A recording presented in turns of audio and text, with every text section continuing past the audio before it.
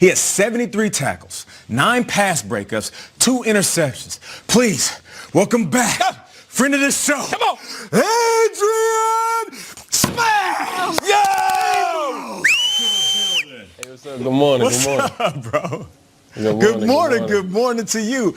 Hey, listen, so on Sunday, you had that big-time hit that you laid on Stephon Diggs on 4th and 3. It pretty much drove the nail into the coffin for the Vikings season.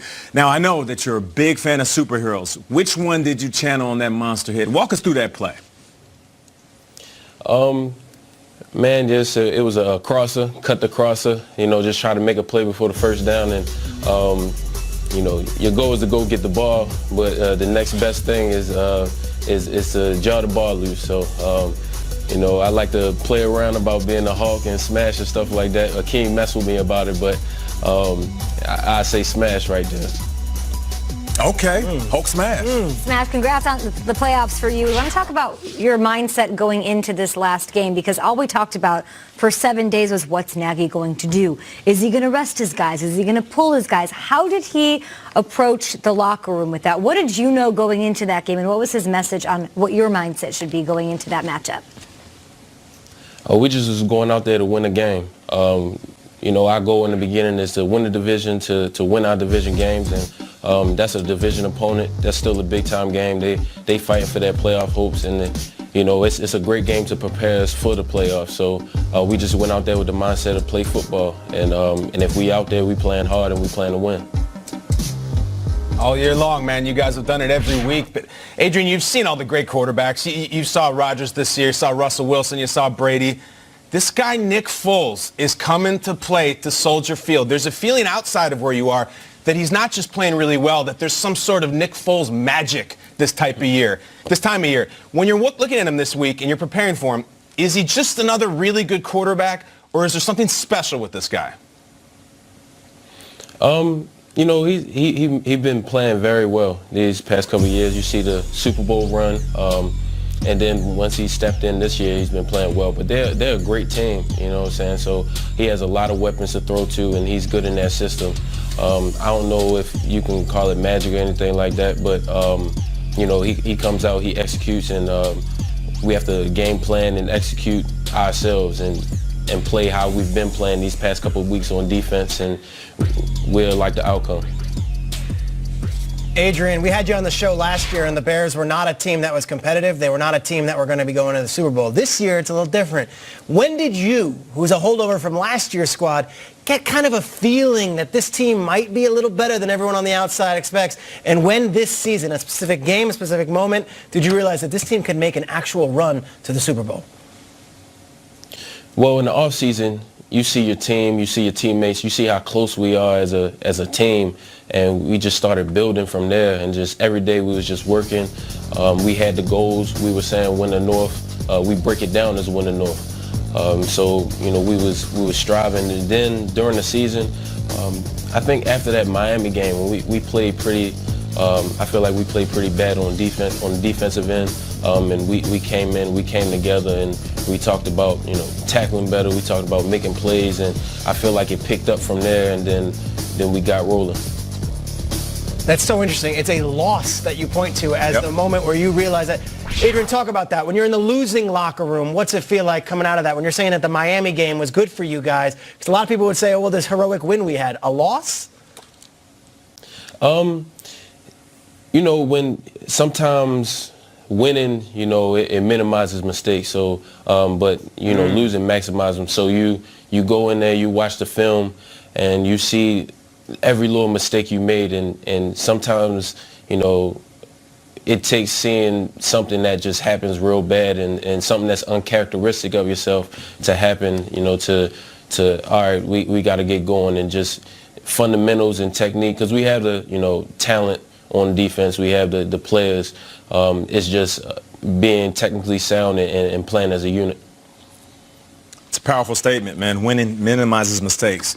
You're wise beyond your years. Now, you and Eddie Jackson, you guys have become one of the best safety tandems in the league. You guys have combined to force 10 turnovers this year. That's more than some entire teams this season. First, can we expect to see Eddie on the field? Because when he's on the field, you guys are a different defense. But what's been the key of you guys kind of reaching a whole nother level this season? Man, I don't really know what his status is or anything like that. I'll probably find out more, as we start practicing this week. But yeah, we just work well together. It started back last year, and then he makes a lot of plays. And since we work together, we can switch up what we do, try to play with quarterbacks, try to bait quarterbacks. But our front seven is really good, and when we stop the run, it forces teams to be one-dimensional sometimes. So it's just a combination of the entire defense playing real well. Our corners are playing very well. Linebackers, D-line, as you know. So, just us as an entire team, it just helps us in the back end as well.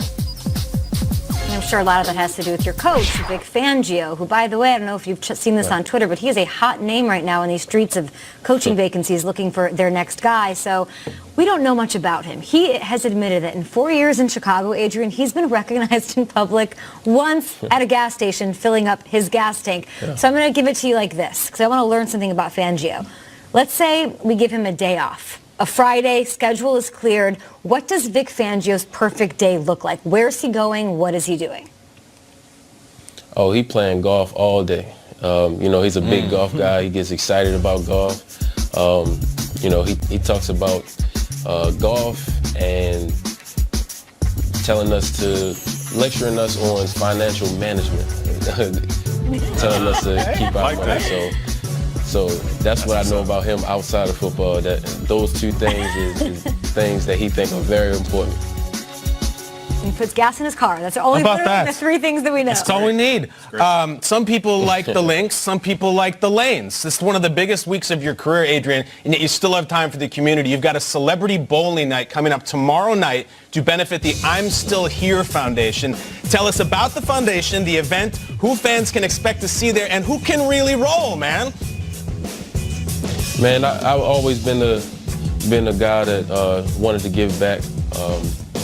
But since my grandmother was diagnosed with Alzheimer's a few years back, it's just, inspired me to have a foundation to help the families that, are affected with family members with Alzheimer's and dementia, as well as give back to at-risk youth by doing camps and stuff in the off season. So tomorrow night, come out and bowl. Allen Robinson will be there, Eddie Jackson will be there, and a few other teammates will be there. Just get out there and bowl. We get pretty competitive anytime we out there, doing anything athletic, So just a great event. Come out, support. Almost sold out event. So, just going out there having fun, but the proceeds go to a good cause. That's awesome stuff. Now, we're going to support you on Sunday because guess what? The Bears are still here, man. So keep doing your thing. And if you're in Chicago, of course, go support Adrian and the I'm Still Here Foundation, man. Good luck. Keep balling. Actually, I'll say keep smashing. All right? Yeah, thank you. Thank you for having me. Good luck, Adrian. Good luck to the Bears. They take on the Eagles, of course, at Soldier Field on Sunday, late afternoon. The Elements, it'll be awesome. Up next, the Chiefs have locked up home field advantage throughout the playoffs, right? They're done. They're taking a snoozer for this week. Or I'm sure they're watching Wild Card Weekend. But is there extra pressure when you're a 1 seed, guys? Oh, yeah. We'll hear from Big Red after